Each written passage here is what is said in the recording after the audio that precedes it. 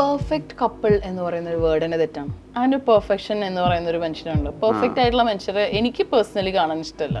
നമുക്ക് ചില കുറവുകളോട് കൂടിയിട്ടുള്ള മനുഷ്യരല്ലേ നമുക്ക് ഉൾക്കൊള്ളാൻ പറ്റുക. നെഗറ്റീവ് കമൻസോ അല്ലെങ്കിൽ റിയാക്ഷൻ വീഡിയോസൊക്കെ നമ്മളെ ബാധിക്കാൻ തുടങ്ങി കഴിഞ്ഞ് കഴിഞ്ഞാൽ ലൈഫിൽ നമുക്ക് അത്തരം കണ്ടന്റുകളല്ലേ പറയുന്നത്. നമ്മൾ അതും ഉൾക്കൊണ്ട് ഇതും വരും എന്ന് ഉൾക്കൊണ്ട് തന്നെയാണ് നമ്മൾ മുന്നോട്ട് പോകുന്നത്. അതുകൊണ്ട് എന്നെ പേഴ്സണലി അത് ബാധിച്ചിട്ടില്ല. എനിക്ക് ജീവിതത്തിൽ വിഷമിക്കുന്ന അല്ലെങ്കിൽ സങ്കടപ്പെടുന്ന മനുഷ്യരോടൊക്കെ പറയാനുള്ള ഒറ്റൊരു കാര്യമുള്ളൂ, ലൈഫ് ഇന്നും നാളെയോ മറ്റന്നാളോ അല്ല, ലൈഫ് ഇങ്ങനെ കിടക്കുകയാണ്. അല്ലെങ്കിൽ നിങ്ങളുടെ ഒരു ജീവിതം തകർന്നു, 2 ജീവിതം തകർന്നു, 3 ജീവിതം തകർന്നു എന്നുള്ളതല്ല. ലൈഫ് നിങ്ങൾ ഹാപ്പി ആയിട്ടിരിക്കുക എന്നുള്ളതാണ്. നീറ്റിൻ്റെ എക്സാം എഴുതുന്ന സമയത്ത് ഞാൻ PC തോമസിൻ്റെ അടുത്ത് എൻട്രൻസ് റിപ്പീറ്റ് ചെയ്ത് ഞാൻ BDS ചെയ്തുകൊണ്ടിരുന്ന ഒരാളാണ്. കംപ്ലീറ്റ് ചെയ്തില്ല. കൊക്കിലൊതുങ്ങുന്നതേ കൊത്താവൂ എന്ന് പറയണ പോലെയൊക്കെ എൻ്റെ വീട്ടിൽ എപ്പോഴും പറയുന്ന ഒരു കാര്യമായിരുന്നു. പക്ഷെ എനിക്ക് ഡോക്ടർ ആവുക എന്ന് പറയുന്നത് എൻ്റെ ഭയങ്കര പാഷനേറ്റ് ആയിട്ടുള്ള ഒരു കാര്യമായിരുന്നു. പക്ഷേ ഈ പ്രഷർ ഉണ്ടല്ലോ, അതായത് ഇത് കിട്ടിയില്ലെങ്കിൽ പിന്നെ വേറെ വഴിയില്ല, ഡിഗ്രി എടുക്കല്ലാതെ വേറെ വഴിയില്ല. നമ്മൾ മാർക്ക് എന്ന് പറയുന്നത് പോയിന്റ് ഡെസിമലിലൊക്കെ വ്യത്യാസം വന്നു കഴിഞ്ഞിട്ട് പിന്നെ അതിൽ തന്നെ കാറ്റഗറിയിൽ SC ST OBC എന്നൊക്കെ പറയുന്ന പോലെ. അപ്പോൾ ഈ മാനസികമായിട്ടുള്ള പ്രഷർ ചെറുതല്ല. നിങ്ങൾക്ക് സ്കില്ലുണ്ടെങ്കിൽ നിങ്ങൾക്ക് എവിടെയും വിജയിക്കാം. ഞാനും വിഷ്ണു ഒക്കെ എവിടെ ഇരിക്കുന്നത് സ്കില്ല് കൊണ്ടാണ് അല്ലേ. കോടികളും ലക്ഷങ്ങളും ഒക്കെ വാങ്ങുന്ന യൂട്യൂബേഴ്സ് നോക്കിയത് അത്രയും എഡ്യൂക്കേറ്റഡ് ആയിട്ടാണ്. അപ്പോൾ സ്കില്ല് ഡെവലപ്പ് ചെയ്യുക എന്നുള്ളതാണ്. Live at the moment. നിങ്ങൾ ഈ മൊമെൻറ്റിൽ നിങ്ങൾക്ക് ജീവിക്കാൻ തീരുമാനിച്ചു കഴിഞ്ഞാൽ നിങ്ങളുടെ ലൈഫ് ഒരുപാട് മാറും.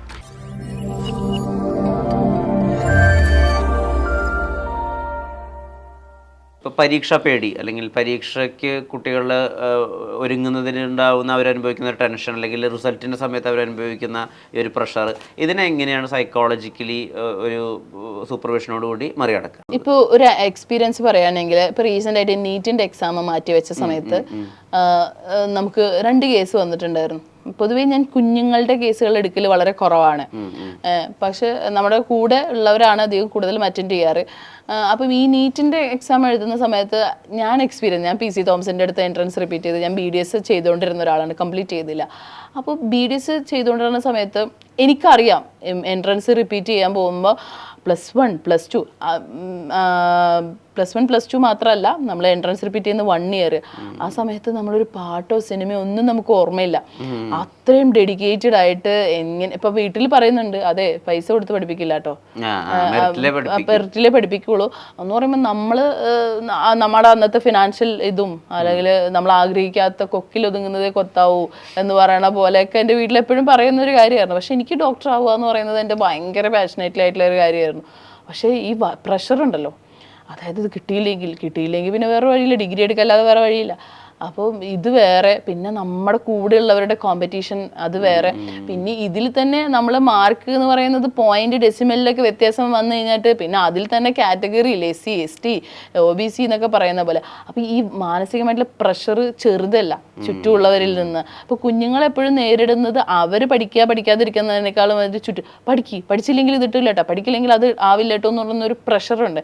ആ പ്രഷറിൽ നിന്ന് കുഞ്ഞുങ്ങൾ നമ്മളിപ്പം ആ കുട്ടിക്ക് നമ്മൾ പറഞ്ഞു കൊടുത്തൊരു കാര്യം ഉള്ളൂ, ലൈഫ് ഇങ്ങനെയാണ്. നമ്മൾ പ്ലാൻഡ് ആയിട്ട് വരുന്നില്ല. ഇപ്പം നമ്മൾ എൻട്രൻസ് എഴുതി നമുക്ക് MBBS കിട്ടി അല്ലെങ്കിൽ BDS കിട്ടി. ഇപ്പം ഞാനൊക്കെ BDS കയറിയ സമയത്ത് ഞങ്ങളുടെ സാറ് ചോദിച്ചത് എനിക്കിപ്പോഴും ഓർമ്മയുണ്ട്, MBBS കിട്ടാതെ MBBS കിട്ടണമെന്ന് ആഗ്രഹിച്ചിട്ട് കിട്ടാത്ത ആളുകളല്ലേ ഇവിടെ കൂടുതലുള്ളത് എന്നുള്ളത്. കാരണം എന്ന് വെച്ചാൽ നമ്മൾ പ്ലാൻ ചെയ്തതല്ല നമ്മുടെ ജീവിതത്തിലേക്ക് നമുക്ക് വരിക, നമ്മൾ ആഗ്രഹിച്ചതല്ല നമ്മുടെ ലൈഫിലേക്ക് വരിക. അപ്പോൾ ആ കുട്ടിയോട് പറഞ്ഞ ഒരു സൈക്കോളജിക്കൽ ഒരു എന്താ പറയുക നോളജ് കൊടുക്കുക എന്ന് പറഞ്ഞു കഴിഞ്ഞാൽ നമുക്ക് ഇനിയും അവസരമുണ്ട്. ലൈഫ് എന്ന് പറഞ്ഞാൽ തീർന്നു പോകുന്നില്ല. എനിക്ക് ജീവിതത്തിൽ വിഷമിക്കുന്ന അല്ലെങ്കിൽ സങ്കടപ്പെടുന്ന മനുഷ്യരോടൊക്കെ പറയാനുള്ള ഒറ്റൊരു കാര്യമുള്ളൂ, ലൈഫ് ഇന്നും നാളെയോ മറ്റന്നാളോ അല്ല, ലൈഫ് ഇങ്ങനെ കിടക്കുകയാണ്. അല്ലെങ്കിൽ നിങ്ങളുടെ ഒരു ജീവിതം തകർന്നു, 2 ജീവിതം തകർന്നു, 3 ജീവിതം തകർന്നു എന്നുള്ളതല്ല. ലൈഫ് നിങ്ങൾ ഹാപ്പി ആയിട്ടിരിക്കുക എന്നുള്ളതാണ് അല്ലേ. ലൈഫിൽ നിങ്ങൾക്ക് ഇന്ന് രാത്രി ഒന്ന് കഴിഞ്ഞ് കഴിഞ്ഞാൽ രാവിലെ കിട്ടുന്ന ഒരുപാട് കാര്യങ്ങളുണ്ട്. ആ രാത്രി ഒന്ന് തീർക്കാനേ നിങ്ങൾ കഷ്ടപ്പെടേണ്ട കാര്യമുള്ളൂ. പക്ഷെ പിന്നെ നമുക്ക് വരുന്ന പോസിബിലിറ്റീസ്, ഞാൻ എൻ്റെ ലൈഫിൻ്റെ എക്സ്പീരിയൻസ് വെച്ച് തന്നെ എനിക്ക് പറയാൻ പറ്റും ഒരുപാട് കാര്യങ്ങൾ. കാരണം ജീവിതം തീർന്നു എന്ന് തോന്നിയെടുത്താണ് പിന്നെയും ജീവിതം മുന്നോട്ടേക്ക് വന്നിട്ടുള്ളത്. അപ്പോൾ ലൈഫ് നമ്മളൊക്കെ എപ്പോഴും പ്രതീക്ഷയോടെ നിൽക്കുക, നമ്മുടെ ജീവിതത്തിൽ എന്താണ് വരിക. ഇപ്പോൾ വിഷ്ണുവിനെയൊക്കെ എനിക്ക് നോക്കി കാണുമ്പോൾ നാളെ ഏതോ വലിയൊരു ചാനലിൻ്റെ വലിയൊരു തലപ്പത്ത് നിൽക്കുന്ന ഒരാളായിട്ട് നമുക്ക് മാനിഫെസ്റ്റ് ചെയ്ത് നമുക്ക് കാണാൻ പറ്റും. വിഷ്ണു അത് ആഗ്രഹിച്ച് മാനിഫെസ്റ്റ് ചെയ്ത് കഴിഞ്ഞാൽ വിഷ്ണുവിന് അത് സാധിക്കും. അത്രയും പവർ നമ്മുടെ ബ്രെയിനിനുണ്ട്. നമ്മൾ എന്താണോ കൊടുക്കുന്നത് അത് നമുക്ക് നേടിയെടുക്കാൻ പറ്റും. അപ്പോൾ ഈ പരീക്ഷയ്ക്ക് ഭയമുള്ള ഒരു കാര്യം, ഇപ്പം അതൊക്കെ റെമഡിയലിലും ചൈൽഡ് സൈക്കോളജിയിലൊക്കെ വരുന്ന ഒരു കാര്യമാണ്. വെച്ചാൽ അത് എന്താണ് അവരുടെ ആങ്സൈറ്റി ആണോ, അല്ലെങ്കിൽ അവർക്ക് എന്താണോ ഇഷ്യൂസ്, പഠനത്തിൽ ബുദ്ധിമുട്ടാണോ, അതല്ലെങ്കിൽ ഫാമിലി ഇഷ്യൂസ് ആണോ, അല്ലെങ്കിൽ ആ ടൈം പീരീഡിൽ അവർക്ക് എന്തെങ്കിലും സംഭവിച്ചിട്ടുണ്ടോ, അല്ലെങ്കിൽ ഏത് ടൈപ്പ് ഓഫ് ആങ്സൈറ്റി ആണെന്നുള്ളത് നമ്മൾ സ്പെസിഫിക് ആയിട്ട് കണ്ടുപിടിച്ചിട്ട് അതിനെയാണ് നമ്മൾ ട്രീറ്റ് ചെയ്യുക. മനസ്സിലായി? ഞാൻ എൻ്റെ ഒരു എക്സ്പീരിയൻസ് പറഞ്ഞു എന്നുള്ളൂ. ഇൻസ്റ്റാഗ്രാമിൻ്റെ ഒരു വരവോട് കൂടിയിട്ടേ, ഇപ്പോൾ നേരത്തെ കപ്പിളുമായിട്ടുള്ള ബന്ധപ്പെട്ടൊരു കാര്യം പറയുമ്പോൾ ഒരു പെർഫെക്റ്റ് ലൈഫ്, അതായത് റീലുകളിൽ നമ്മൾ കാണുമ്പോൾ രാവിലെ എഴുന്നേൽക്കുന്നു, ഭാര്യ എഴുന്നേൽപ്പിക്കുന്നു, കോഫി ഉണ്ടാക്കുന്നു, ഒരുമിച്ച് ബ്രേക്ക്ഫാസ്റ്റ് ഉണ്ടാക്കുന്നു, ഓഫീസിൽ പോകുന്നു, തിരിച്ചു വരുന്നു, സിനിമ കാണുന്നു, വർക്കൗട്ടിന് പോകുന്നു, ഉറങ്ങുന്നു, അങ്ങനെ ഒരു perfect life, day in our life എന്നൊക്കെ പറഞ്ഞാൽ അങ്ങനെയാണല്ലോ കാണിക്കുന്നത്. ഒരുമിച്ച് യാത്രകൾ പോകുന്നു, സന്തോഷമുള്ള മൊമെൻറ്റുകൾ മാത്രമാണ്. ഇടയ്ക്കൊക്കെ ഇപ്പോൾ കുറച്ച് റെയറായിട്ടൊക്കെ ആളുകൾ കരയുന്ന വീഡിയോ ഒക്കെ അങ്ങനെ ഇടാറുണ്ട്, ഞങ്ങൾക്ക് സന്തോഷം മാത്രമല്ല എന്നൊക്കെ പറഞ്ഞിട്ട്. ഈ അടുത്ത് വളരെ ഫേമസ് ആയിട്ടുള്ള വർഷ എന്നുള്ളൊരു ആങ്കർ അവരുടെ ലൈഫിൽ അവർ ഡിവോഴ്സ് ചെയ്യുകയാണെന്നും അല്ലെങ്കിൽ അവർക്ക് ഒരുപാട് പ്രശ്നങ്ങളുണ്ടെന്നൊക്കെ തുറന്നു പറഞ്ഞപ്പോൾ അത് വലിയ അത്ഭുതത്തോട് കൂടിയിട്ടാണ് നമ്മൾ ആൾക്കാർ ഉൾക്കൊണ്ടത്. കാരണം വർഷയെ കണ്ടതൊക്കെ വളരെ ചിരിച്ച് സന്തോഷിച്ചിട്ടുള്ള ഒരു സമയത്ത്. അപ്പോൾ ഈ ഒരു ഇൻസ്റ്റാഗ്രാം പേഴ്സൺ അല്ലെങ്കിൽ പെർഫെക്റ്റ് കപ്പിൾ എന്ന് പറയുന്നൊരു തോട്ട് പ്രോസസ്സ്, അത് ഈ പ്രണയിക്കുന്നവരുടെ ഇടയിൽ അല്ലെങ്കിൽ വിവാഹം കഴിഞ്ഞവരുടെ ഇടയിൽ ഉണ്ടാക്കുന്ന ഒരു പ്രഷറും പ്രശ്നങ്ങളും എത്രത്തോളം ഉണ്ട്? പെർഫെക്റ്റ് കപ്പിൾ എന്ന് പറയുന്ന ഒരു വേർഡിനെ തെറ്റാണ്. അതിൻ്റെ പെർഫെക്ഷൻ എന്ന് പറയുന്ന ഒരു മനുഷ്യനുണ്ട്. പെർഫെക്റ്റ് ആയിട്ടുള്ള മനുഷ്യരെ എനിക്ക് പേഴ്സണലി കാണാൻ ഇഷ്ടമല്ല. നമുക്ക് ചില കുറവുകളോട് കൂടിയിട്ടുള്ള മനുഷ്യരല്ലേ നമുക്ക് ഉൾക്കൊള്ളാൻ പറ്റുക. ഇപ്പൊ നമ്മള് ശരിയായ ഉത്തമയായ ഭാര്യയ്ക്ക് വേണ്ട, അല്ലെങ്കിൽ ഉത്തമയായ ഭർത്താവിന് വേണ്ട എന്ന് പറയുമ്പോൾ നിങ്ങൾക്ക് ആ എടുക്കാൻ പറ്റുന്നത് മാത്രം എടുക്കുക. ഇപ്പൊ റീൽസിലൊക്കെ നമ്മൾ കാണുന്ന ഒരു 8 സെക്കൻഡ് അല്ലെങ്കിൽ 30 സെക്കൻഡുള്ള കാര്യങ്ങൾ, അത് ഒരു കണ്ടന്റ് ആയിട്ട് നമുക്ക് എടുക്കാൻ പറ്റുന്ന കാര്യങ്ങൾ. ചിലപ്പോൾ എനിക്ക് ഉത്തമയായ ഭാര്യ ആവണമെന്ന് ആഗ്രഹം ഉണ്ടെങ്കിൽ ഞാൻ വേണമെങ്കിൽ എടുക്കാം, അത്രേ ഉള്ളൂ. അല്ലാതെ പെർഫെക്റ്റ് എന്ന് പറയുന്ന ഒരു കാര്യം, പെർഫെക്ഷൻ നോക്കി പോയി കഴിഞ്ഞു കഴിഞ്ഞാൽ പ്രശ്നമാണ്.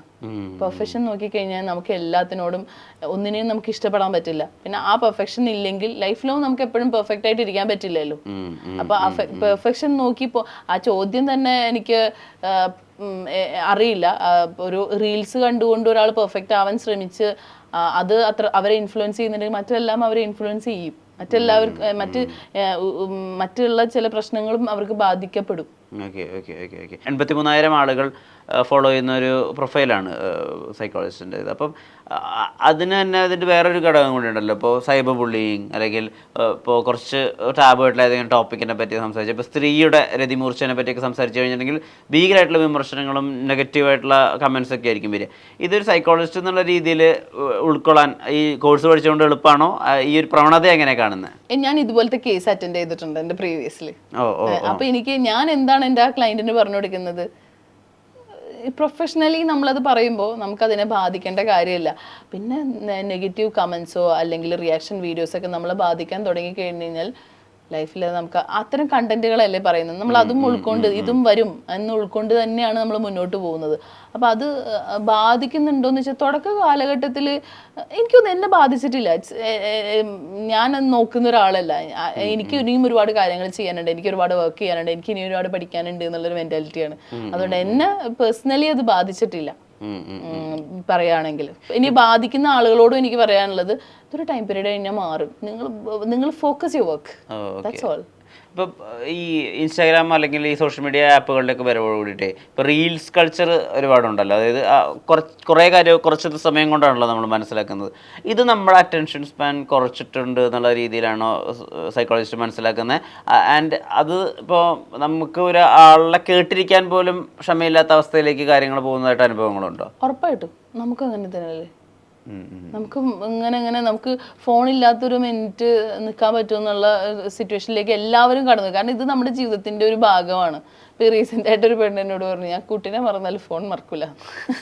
അപ്പോൾ അത്രത്തോളം നമ്മുടെ ജീവിതത്തിൻ്റെ നമ്മുടെ കൈ പോലെ കാല് പോലെ നമ്മുടെ ജീവിതത്തിൻ്റെ ഒരു ഭാഗമായിട്ട് മാറിയിട്ടുള്ള അറ്റൻഷൻ. നമ്മൾ പണ്ടൊക്കെ നമ്മൾ ഒരു പരസ്യം കാണുമ്പോൾ എൻ്റെയൊക്കെ ചെറുപ്പത്തിൽ ഓർമ്മയുണ്ട്, ഒരു സിനിമ ഉച്ചയ്ക്ക് തുടങ്ങി കഴിഞ്ഞ് കഴിഞ്ഞാൽ പിന്നെ അതിൻ്റെ പരസ്യം ഇടയ്ക്ക് വന്ന പരസ്യം, പിന്നെ ന്യൂസ് വന്ന് നമുക്കിത് ഇത്രയൊക്കെ ക്ഷമയുണ്ടായി. പക്ഷെ ഇന്ന് നമുക്കൊരു സിനിമ ഫുള്ളായിട്ട് സ്കിപ്പ് അടിക്കാതെ കാണാൻ പറ്റുമോ, ഒരു പാട്ട് സ്കിപ്പ് അടിക്കാതെ കാണാൻ പറ്റുമോ? ഇതൊക്കെ നമ്മൾ ബാധിച്ചിട്ടുണ്ട് ഉറപ്പായിട്ടും. അപ്പൊ ഇതിനെങ്ങനെയാ മറികടക്കുക? ഇപ്പൊ നമുക്ക് നമ്മൾ ഇപ്പൊ സമയത്ത് നല്ലൊരു ലിസണറും കൂടി ആവണല്ലോ. ഇപ്പൊ ഒരാളെ പ്രശ്നങ്ങൾ പറയുമ്പോഴോ അല്ലെങ്കിൽ ക്ലാസ്സിലിരിക്കുമ്പോഴോ നമ്മളൊരു കാര്യം പഠിക്കാൻ ആഗ്രഹിക്കുമ്പോഴൊക്കെ നമുക്ക് ശ്രദ്ധ വേണമല്ലോ, ഫോക്കസ് വേണമല്ലോ. ഇതിനെങ്ങനെ നമ്മൾ മറികടക്കുക? ഫോക്കസ് അത് ഡിപ്പെൻഡ്സ് അപ്പോൺ. ഇപ്പം എൻ്റെ കേസാണ് പറയുന്നതെങ്കിൽ ഞാൻ എന്നെക്കുറിച്ച് നല്ല ബോധ്യമുള്ള ഒരാളാണ്. എനിക്ക് വർക്ക് ചെയ്താലാണ് എനിക്ക് നാളെ എനിക്ക് മുന്നോട്ട് പോകാൻ പറ്റുള്ളൂ, അല്ലെങ്കിൽ എൻ്റെ പ്രൊഫഷണൽ ആയിട്ടുള്ള എൻ്റെ ലൈഫിനും പോകണമെങ്കിൽ. ഇപ്പം ഞാൻ വീഡിയോ ചെയ്യുന്നുണ്ടെങ്കിൽ കുറച്ച് വീഡിയോ ചെയ്ത് കഴിഞ്ഞാൽ പിന്നെ അതിന് ശേഷം ഞാൻ ഫോൺ അധികം യൂസ് ചെയ്യലില്ല. പിന്നെ എൻ്റെതായ കാര്യങ്ങൾ ഞാനിപ്പോഴും പഠിക്കുന്നുണ്ട്, എൻ്റെതായ പഠിത്തം കാര്യങ്ങൾ, പിന്നെ എൻ്റെ വീട്, മോന്, ഇത്തരം കാര്യങ്ങളിലേക്ക് നമ്മൾ മൂവ് ഓൺ ചെയ്തില്ലെങ്കിൽ നമ്മൾ സ്റ്റക്കാവും. നമ്മൾ സ്റ്റക്കാവും. ഇപ്പം ഇന്ന് വരുന്ന മെസ്സേജസിന് നമ്മൾ റിപ്ലൈ കൊടുക്കണം, എൻക്വയറിക്ക് നമ്മൾ റിപ്ലൈ കൊടുക്കണം, ക്ലാസ് എടുക്കാൻ പോകുന്നുണ്ട് അപ്പോൾ അതിന് നമ്മൾ പ്രിപ്പയർ ആവണം. ഇതൊക്കെ നമ്മൾ ബോധ്യമാണ്. പക്ഷേ ഏതെങ്കിലും ഒരു ദിവസം മറന്നു പോയി കഴിഞ്ഞാൽ ഇതെല്ലാം തകിടം മറിയുന്ന ഒരു സിറ്റുവേഷനും ഉണ്ട്. അതിന് നമ്മൾ വലിയ വില കൊടുക്കേണ്ടി വരും. അപ്പോൾ അത് ബോധേടാണ്. അതേപോലെ ഇപ്പം നമ്മൾക്ക് അങ്ങനത്തെ ഒരു കേസ് വന്നു കഴിഞ്ഞാൽ അവർക്ക് ആദ്യം ഞാൻ പറഞ്ഞ നേരത്തെ പറയുന്ന ഒരു ഇൻസൈറ്റാണ്. കൗൺസിലിങ്ങിൽ നമ്മൾ കൊടുക്കുക ഇൻസൈറ്റാണ്. ആ ഇൻസൈറ്റിൽ നമ്മൾ പിന്നെ സൈക്കോ എഡ്യൂക്കേഷനാണ്. അവർക്ക് എന്താണ്, അവരുടെ ഫോക്കസ് എന്താണ്, അവരുടെ ആഗ്രഹം എന്താണ്, പിന്നെ അവർ എവിടെയാണ് അവർ സ്റ്റക്കായിട്ടുള്ളത്, അവർക്ക് ട്രോമയാണോ അല്ലെങ്കിൽ അവർക്ക് ഡിസബിലിറ്റി ആണോ അല്ലെങ്കിൽ ഡിസോർഡേഴ്സ് ആണോ, എന്താണോ അവർക്ക് ഉള്ളത് എന്നുള്ളത് ഐഡൻറ്റിഫൈ ചെയ്യാനാണ് ഒരു പ്രൊഫഷണൽ ഒരു സൈക്കോളജിസ്റ്റിന് നമ്മൾ ഇപ്പോൾ വേണ്ടത്. ഇപ്പം പലപ്പോഴും പഠിക്കാൻ പിന്നോക്കമുള്ള ആളുകൾ, ഇപ്പോൾ ഡിസ്ലെക്സിയ, ഡിസ്ഗ്രാഫിയ, ഡിസ്കാൽക്കുലിയ, ഇതിലേതാണ് അവർക്ക് ബുദ്ധിമുട്ടുള്ളതെന്ന് അത് ഐഡൻറ്റിഫൈ ചെയ്തിട്ട് അത് മാറ്റുക. ഇനി ഇപ്പോൾ ട്രോമയുള്ള ആളുകൾ PTSD ആണോ അല്ലെങ്കിൽ അവർക്ക് ഏത് അവസ്ഥയിലാണ് ഉള്ളത്, അവർക്ക് എന്ത് തെറാപ്പിയാണ് കൊടുക്കേണ്ടത്, അത് ഐഡൻറ്റിഫൈ ചെയ്യലാണ് ഒരു സൈക്കോളജിസ്റ്റിൻ്റെ ജോലി എന്ന് പറയുന്നത്. ഇപ്പോൾ വാളെടുത്തവരെല്ലാം വെളിച്ചപ്പാടാവുന്നു എന്ന് പറയുന്ന പോലെ ഇൻസ്റ്റാഗ്രാം തുറന്നു കഴിഞ്ഞാൽ നമ്മൾ സൈക്കോളജി ഹെൽപ്പ് ചെയ്യുന്ന, അല്ലെങ്കിൽ സൈക്കോളജി മാത്രമല്ല സെക്ഷൽ വെൽനെസ്സിന് വേണ്ടിയിട്ടുള്ള ഒരുപാട് ഗുരുക്കന്മാരെയും അല്ലെങ്കിൽ ഒരുപാട് സ്പോക്ക് പേഴ്സൺസിനെയും ഒക്കെ കാണാൻ പറ്റും. ഈ ഒരു ട്രെൻഡ് ഉണ്ടല്ലോ, അതായത് ഒരു വിഷയത്തെ അധികരിച്ചിട്ട് കുറേ പേര് സംസാരിക്കുക, പല ആളുകളും സംസാരിക്കുന്നത് പല കാര്യങ്ങളാവും. ഇതിനെ നമ്മൾ എങ്ങനെയാ, ഇതിനൊരു ക്രോഡീകരിച്ച രൂപം വേണം? അല്ല, ഇതെന്താന്ന് വെച്ച് കഴിഞ്ഞാല് ഇപ്പം വിഷ്ണു ഒരു സങ്കടം പറയാണ്, അല്ല വേണ്ട, ഞാനൊരു സങ്കടം പറയാം, വിഷ്ണുവിന് അത് കേട്ടിരിക്കാൻ പറ്റുന്നുണ്ട്, വിഷ്ണു സമാധാനിപ്പിക്കുന്നുണ്ട് എന്നെ, ഞാൻ ഓക്കെയാണ്, കേട്ടിരിക്കുന്നുണ്ട്, ഞാൻ ഓക്കെയാണ്. പക്ഷേ വിഷ്ണുവിന് കടുത്ത ഡിപ്രഷനാണ്, വിഷ്ണു കടുത്ത ആങ്സൈറ്റി ഉള്ള ഒരാളാണ്, ഒരു ADHD ഉള്ള ഒരാളാണ്, അല്ലെങ്കിൽ എന്തെങ്കിലും ബൈപ്പോളാർ ഡിസോർഡർ ഉള്ള ഒരാളാണെങ്കിൽ ഞാൻ കേട്ടിരുന്നാൽ പോരാ, ഞാനത് ഡയഗ്നോസ് ചെയ്യണം. അതിന് ക്ലിനിക്കൽ സൈക്കോളജിസ്റ്റ് തന്നെ വേണം. ക്ലിനിക്കൽ സൈക്കോളജിസ്റ്റ് ഡയഗ്നോസ് ചെയ്ത് അവർ ആണ് തീരുമാനിക്കേണ്ടത് വിഷ്ണുവിന് ഡിപ്രഷനാണോ, വിഷ്ണുവിന് ആങ്സൈറ്റി ആണോ. പ്രൊഫഷണൽ ആയിട്ടുള്ള ഹെൽപ്പ് ഈ സൈക്കോളജിയിൽ മാത്രം നിൽക്കുന്ന ഒരു കാര്യമല്ല. മാനസികാരോഗ്യം എന്ന് പറയുന്നത് it's depends upon physical, both mental and ഇതെല്ലാം കണക്റ്റഡ് ആണ്. ഇപ്പോൾ സെക്ഷുവൽ ഇതാണെന്ന് പറയുമ്പോൾ എല്ലാ പ്രീമേച്ചർ ഇജാക്കുലേഷനൊന്നും നമുക്ക് കൈകാര്യം ചെയ്യാൻ പറ്റില്ല. ഡിലേഡ് ഇജാക്കുലേഷൻ കൈകാര്യം അതിന് യൂറോളജിയുടെ അടുത്ത് പോകേണ്ടി വരും, ഗൈനക്കിൻ്റെ അടുത്ത് പോകേണ്ടി വരും, സെക്സോളജിസ്റ്റിൻ്റെ അടുത്ത് പോകേണ്ടി വരും. ഇനിയിപ്പോൾ ഹാർട്ടിന് പ്രശ്നമുള്ള ആളുകൾക്ക് സംബന്ധിച്ചിടത്തോളം എറക്ഷൻ ഇഷ്യൂസ് ഉണ്ട്, അവർക്ക് ആ കാർഡിയക്കിനെ കാണേണ്ടി വരും. അപ്പോൾ ഇങ്ങനെ ഇപ്പോൾ തലവേദന ടെൻഷൻ ഇൻഡ്യൂസ്ഡ് ആയിട്ടുണ്ട്, മൈഗ്രെയിൻ ഇൻഡ്യൂസ്ഡ് ആയിട്ട് വരുന്ന തലവേദനകളുണ്ട്, അതിന് ചിലപ്പോൾ ENT കാണിക്കേണ്ടി വരും. ഈ മേഖല എന്ന് പറയുന്നത് എല്ലാവരും കൂടെ കൂടിയിട്ടുള്ളതാണ്. ഒരു ഇഷ്യൂസ് വരുമ്പോൾ എനിക്ക് പറ്റാത്തൊരു കാര്യം ഞാൻ ചെയ്യുന്നത് പറ്റില്ല എന്ന് പറഞ്ഞാൽ അടുത്താളെ റെഫർ ചെയ്യുക എന്നുള്ളതാണ്. അതാണ് ചെയ്യേണ്ടത്. ഇപ്പോൾ ചില മനുഷ്യർ അവർ വളരെ പാഷനേറ്റീവായിട്ട് അവർക്ക് കേൾക്കാനും അവർക്ക് ഇത് ചെയ്യാൻ പറ്റുന്നുണ്ടെങ്കിൽ അത് കുഴപ്പമില്ല. പക്ഷെ അത് പ്രൊഫഷണൽ അല്ലെങ്കിൽ അത് മറ്റുള്ളവരെ ബാധിക്കും, മറ്റുള്ളവരുടെ രീതിയെ ബാധിക്കും. പിന്നെ സ്വയം ഡിപ്രഷനാന്ന് പറഞ്ഞ് ഡയഗ്നോസ് ചെയ്ത് വരുന്നതൊന്നും ഇപ്പോൾ എല്ലാവരും ഇത് എന്താ പറയുക, വെറുതെ പറയുന്ന കുറേ സൈക്കോളജിക്കൽ ടേംസ്, ഡിപ്രഷൻ അടിച്ചിരിക്കുകയാണ് എന്നൊക്കെ, മൂഡ് സ്വിങ്സ് ഒക്കെ കുറച്ചും കൂടെ ഇപ്പോൾ റീൽസ് വന്നതോടുകൂടി മൂഡ് സ്വിങ്സിനെയൊക്കെ. പക്ഷെ ഇതൊക്കെ മുൻപേ ഉണ്ടോയെന്ന് വെച്ച് കഴിഞ്ഞാൽ എന്തുകൊണ്ടാണ് ഇന്നത്തെ ഇതെല്ലാം ചർച്ച ചെയ്യപ്പെടുന്നതെന്ന് വെച്ച് കഴിഞ്ഞാൽ ഇന്ന് ആളുകൾ ഈ ഫോൺ എന്ന് പറഞ്ഞിട്ടുള്ള ഒരു സംഭവം കൊണ്ട് ഒരു റൂമിലാണ്. ഇപ്പം ഞാൻ നോക്കുവാണെങ്കിൽ ഞാൻ എൻ്റെ വീട്, എൻ്റെ ജോലി, എൻ്റെ കാര്യങ്ങൾ, ഞാൻ ഒരു ഹ്യൂമൻ ബീങ് ആണ്. എനിക്കൊരു വിഷമം വന്നാൽ ഞാൻ ഒറ്റയ്ക്കാണ് സെർവ് ചെയ്യുന്നത്. പക്ഷെ പണ്ട് എന്ന് പറഞ്ഞാൽ നമ്മളെല്ലാവരും കൂട്ടുകുടുംബമാണ്. നമുക്കൊന്ന് വിഷമിച്ച് ചിന്തിക്കാനുള്ള സമയമില്ല. അപ്പോഴത്തേക്കും അടുത്ത പണി ഉണ്ടാവും, അല്ലെങ്കിൽ അടുത്ത കാര്യങ്ങളുണ്ടാവും, അല്ലെങ്കിൽ നമ്മുടെ ചുറ്റും ആൾക്കാരുണ്ടാവും. നമ്മൾ ഒരു പ്രോബ്ലം വന്നു കഴിഞ്ഞാൽ അടുത്ത ടൈപ്പിൽ വേറെ. ഞാൻ എൻ്റെ തറവാട്ടിലൊക്കെ ഞാൻ കണ്ടിട്ടുണ്ട്, ഭയങ്കര മൂത്തമ്മമാരും അല്ലെങ്കിൽ അമ്മായിമാരൊക്കെ ഭയങ്കര ഇഷ്യൂ. ഒരു വിരുന്നുകാർ വന്നു കഴിഞ്ഞപ്പോഴത്തേക്ക് അവരെല്ലാം കൂടെ അടിപൊളിയായി സെറ്റായി വേഗം ഫുഡ് ഉണ്ടാക്കുന്ന തിരക്കെ. അപ്പോൾ ബിസിയാണ്. പക്ഷെ ഇന്ന് അങ്ങനെയല്ലല്ലോ. ഇന്ന് നമ്മളെല്ലാം ഉൾവലിയല്ലേ. ഇന്ന് നമ്മളെല്ലാം മൊബൈല്, അല്ലെങ്കിൽ നമ്മളെല്ലാം ഒരു ന്യൂക്ലിയർ ഫാമിലി അല്ലേ. അപ്പോൾ ആളുകളെല്ലാം കൂടെ ഉൾവലിയുമ്പോൾ ചിന്തകളിലൂടെ പോസ്റ്റ്മോർട്ടം ഡിപ്രഷൻ, പാർട്ട്ണർ അല്ലെങ്കിൽ കൂടെ ആളില്ല. ശരിക്കും ഈ മാനസികമായിട്ടുള്ള വിഷമത്തിനൊക്കെ നമ്മളെ കേൾക്കുന്ന ഒരു മനുഷ്യരുണ്ടെങ്കിൽ കുറേയൊക്കെ മാറും. പോസ്റ്റ്മോർട്ടം ഡിപ്രഷൻ്റെ ഒക്കെ കേസിൽ നമ്മൾ കണ്ടിട്ടുള്ളത് ഒരു ലാക്ക് ഓഫ് അവൈലബിലിറ്റി ഉണ്ടാവും പാർട്ട്ണറിൻ്റെ, അല്ലെങ്കിൽ കേൾക്കുന്നില്ല, ആ സിറ്റുവേഷൻ മനസ്സിലാക്കുന്നില്ല. ഇപ്പോൾ പീരീഡ്സ്, ഇപ്പോൾ ഇതൊക്കെ ചർച്ച ചെയ്യപ്പെടണം ഇനി അങ്ങോട്ടേക്ക്. പീരീഡ്സ്, പ്രീമെൻസ്ട്രൽ സിൻഡ്രോം, അല്ലെങ്കിൽ ഒരു സ്ത്രീക്ക് ഉണ്ടാവുന്ന പല പല ഇഷ്യൂസ് ചർച്ച ചെയ്യപ്പെടുക തന്നെ വേണം. കാരണം ഇതൊക്കെ ഉള്ളതാണ്. അല്ലെങ്കിൽ ഈ പീരീഡ്സിൻ്റെ ലേബർ പെയിന്, അല്ലെങ്കിൽ ആഫ്റ്റർ ഡെലിവറി, ഇതിലൊക്കെ നമ്മൾ പറയുന്നൊരു കാര്യം എന്താ, ഒരാൾ വേണം, കൂടെ വേണം, കേൾക്കാൻ ഒരാൾ വേണം.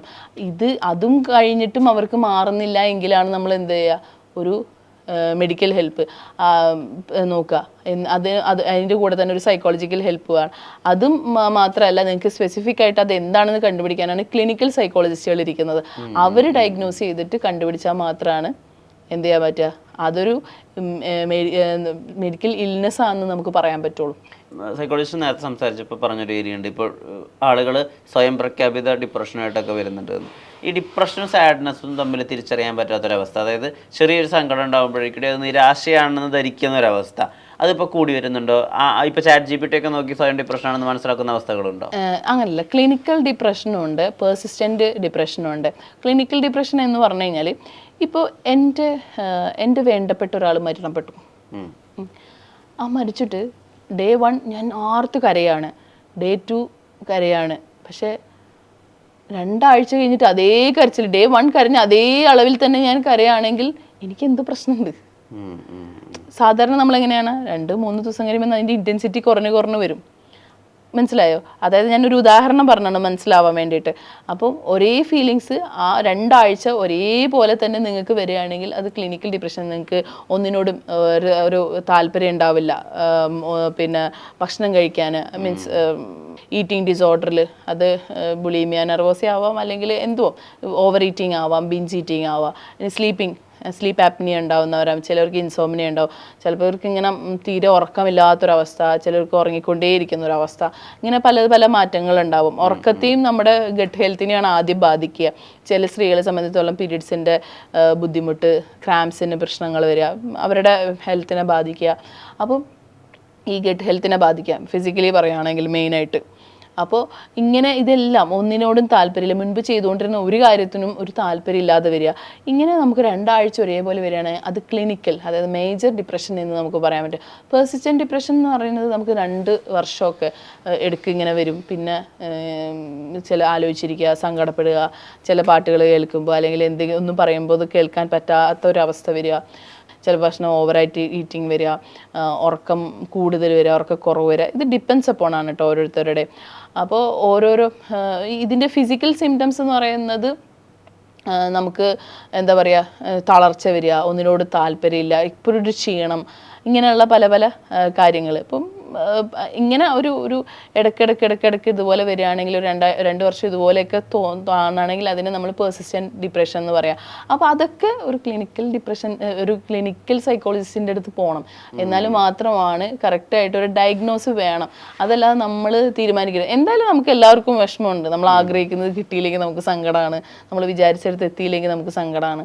അപ്പോൾ ഇതൊക്കെ നമുക്ക് വിഷമം തന്നെയാണ്. പക്ഷെ ആ വിഷമത്തിൽ നിൽക്കുക അല്ലാതെ അടുത്ത സ്റ്റെപ്പ് വേറെ ഉണ്ട്, നമ്മൾ മൂവ് ഓൺ ചെയ്യണം എന്നുള്ളത് നമ്മൾ സ്വയം റിയലൈസ് ചെയ്യണം. അല്ലാതെ ആ ഒരു പോയിന്റിൽ നിങ്ങൾ നിൽക്കരുത്. ഇപ്പം ഇത് കാണുന്ന ഓരോ ആളുകളോട് എനിക്ക് പറയാനുള്ളത്, നിങ്ങളുടെ ലൈഫിൽ എന്തെങ്കിലും ഒരു ഇഷ്യൂസ് ഉണ്ടെങ്കിൽ ഇന്നത്തെ ദിവസമല്ല, നമുക്ക് നാളെയും കൂടി ഉണ്ട്. ആ നാളെ എന്ന് പറയുന്നൊരു ജീവിതത്തിലേക്ക് നിങ്ങൾ സ്വയം ഡിപ്രഷനാണ് അല്ലെങ്കിൽ സ്വയം സങ്കടമുണ്ട്, എൻ്റെ ജീവിതം തീർന്നു, ഇനി എനിക്കൊരു ജീവിതം ഇല്ല എന്ന് ചിന്തിക്കുന്ന മനുഷ്യരോട് പറയാനുള്ളത്, ലൈഫ് എന്ന് പറയുന്നത് ഇന്നത്തോടെ തീരുന്നതല്ല. ലൈഫ് ഇനിയും നമുക്ക് ഒരുപാട് എത്ര ഓപ്പർച്യൂണിറ്റീസാണ്.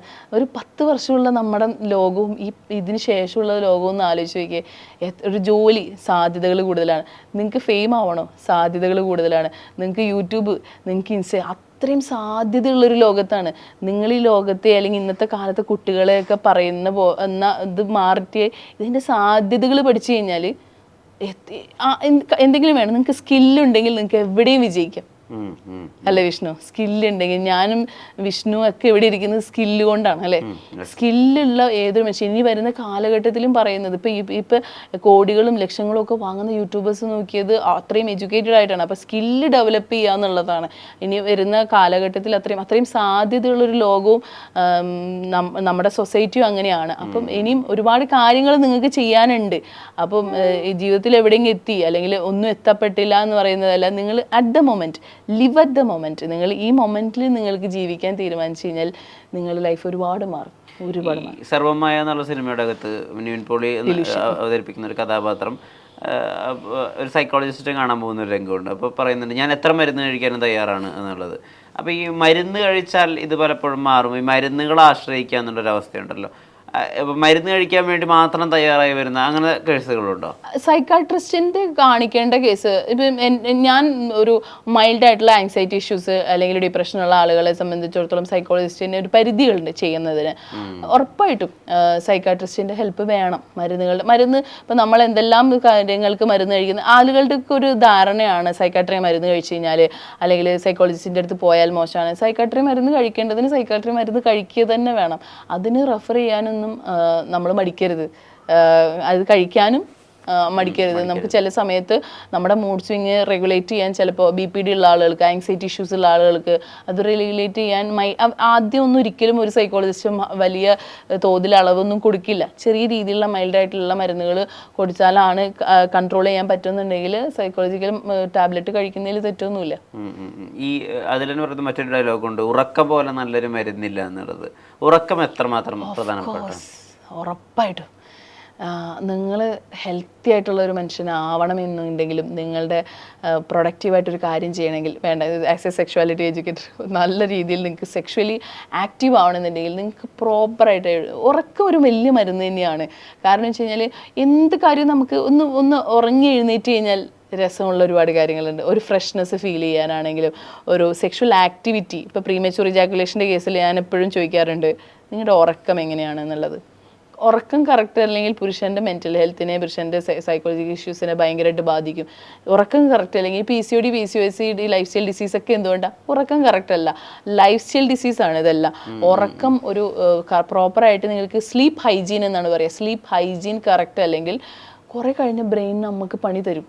ഇപ്പം എനിക്ക് തലവേദന വന്ന സമയത്ത് ഞാൻ ഡോക്ടറെ അടുത്ത് പോയപ്പോൾ ഡോക്ടർ പറഞ്ഞിട്ടുള്ള ഷെഫീന വർക്കിംഗ് ഒക്കെ അപ്പം എനിക്ക് കൂടുതലും US UK അല്ലെങ്കിൽ അബ്രോഡിൽ നിന്നുള്ള ക്ലയൻസ് ഒക്കെ വരുമ്പോൾ നൈറ്റാണ് കൂടുതലും എനിക്ക് ക്ലയൻസ് വരിക. അപ്പം ഈ സമയങ്ങളിൽ അത്രയും ഞാൻ ഉറങ്ങാതെ വർക്ക് ഞാനിപ്പോൾ അങ്ങനെ ഒരു ആഫ്റ്റർ 10 അറ്റൻഡ് ചെയ്യാറില്ല. കാരണം വെച്ച് കഴിഞ്ഞാൽ ഉറക്കം കറക്റ്റ് അല്ലെങ്കിൽ നമ്മളെ ഇത് മൊത്തത്തിൽ ബാധിക്കാൻ തുടങ്ങും. ഒന്ന് ദേഷ്യം വരാൻ തുടങ്ങും, പിന്നെ തലവേദന, ഇറിറ്റേഷൻ, പിന്നെ നമുക്ക് മറ്റുള്ള ആളുകളോട് എന്ത് ചെയ്യുമ്പോഴും അവരോടും ദേഷ്യമായിരിക്കും. അപ്പോൾ ഈ ഉറക്കം കറക്റ്റ് അല്ലെങ്കിൽ നമുക്ക് നമ്മുടെ ചുറ്റുമുള്ള ഒന്നിനും നമുക്ക് ആസ്വദിക്കാൻ പറ്റില്ല, നമുക്കൊരു കാര്യം ചെയ്യാൻ പറ്റില്ല, നമുക്കൊരു ആക്ടിവിറ്റി നമുക്ക് ചെയ്യാൻ പറ്റില്ല. ഉറക്കം വലിയൊരു മരുന്നാണ്. ഏതൊരു മനുഷ്യനും സ്ലീപ്പ് ഹൈജീൻ ഉള്ള ഒരു മനുഷ്യനെ സംബന്ധിച്ചിടത്തോളം, സ്ലീപ്പ് ഹൈജീനും ഹെൽത്തും നോക്കുന്ന ഒരാളെ സംബന്ധിച്ചിടത്തോളം കുറേയൊക്കെ ബുദ്ധിമുട്ടുകൾ വരാൻ സാധ്യതകൾ വളരെ കുറവാണ്. അതിൽ ഏറ്റവും കൂടുതൽ ഹെൽത്തിനേക്കാളും ഫസ്റ്റ് പ്രയോറിറ്റി ഉറക്കത്തിനാണ്. ഞാൻ പ്രാക്ടീസ് ചെയ്തിട്ടുള്ളൊരു കാര്യം എനിക്ക് ഫീൽ ചെയ്തിട്ടുള്ളത്, ഉറക്കം നിങ്ങൾ കറക്റ്റ് ആണെങ്കിൽ ബാക്കിയുള്ള കുറേ കാര്യങ്ങളൊക്കെ നിങ്ങൾക്ക് ചെയ്യാൻ പറ്റും. പക്ഷേ ഉറക്കം നിങ്ങൾ ഡിസ്റ്റർബ് ചെയ്ത് കഴിഞ്ഞാൽ ഭയങ്കര ബുദ്ധിമുട്ടാണ്. പിന്നെ അത് ഫിസിക്കൽ ഇഷ്യൂസിനെയൊക്കെ ബാധിക്കാൻ തുടങ്ങും. എത്ര മണിക്കൂറാണ് ഒരാൾ ഉറങ്ങേണ്ടത്? 7 മണിക്കൂർ 8 മണിക്കൂർ. സ്ത്രീകൾ കുറച്ചധികം കൂടുതൽ ഉറങ്ങുന്നത് നല്ലതാണ്. എന്താണത്? അവർ കുറേ ടയേർഡല്ലേ, വീട്ടിലുള്ള ജോലികൾ അല്ലാതെ എല്ലാ തലയും സ്ത്രീകളുടെ തലയിൽ നിന്ന് ഓടാത്ത കാര്യങ്ങളില്ല. ഇപ്പോൾ മക്കളുടെ കാര്യങ്ങൾ, ഭർത്താവിൻ്റെ കാര്യങ്ങൾ, ഇനിയിപ്പോൾ നമ്മൾ വർക്കിംഗ് വിമൻസ് ആണെങ്കിൽ അതും കൂടെ നോക്കേണ്ടി, ഇനി അവിടുത്തെ ഇഷ്യൂസ്, അങ്ങനെ പല അവർ കുറച്ചും കൂടെ ടയേർഡാണ് ബേസിക്കലി. കുറച്ചും കൂടെ നന്നായി ഉറങ്ങുന്നത് നല്ലതാണെന്ന് പഠനങ്ങൾ പറയുന്നു. ആസ് എ വിമൻ ഞാനും പറയുന്നു. ഒരുപാട് നന്ദി ഇത്രയും സമയം എനിക്ക് വിഷ്ണു വളരെ കംഫർട്ടായിരുന്നു. Thank you. അപ്പോൾ ഇനിയും സംസാരിക്കാൻ ഇടയുണ്ടാവട്ടെ. നേരത്തിന് ഒരുപാട് നന്ദി. നമസ്കാരം.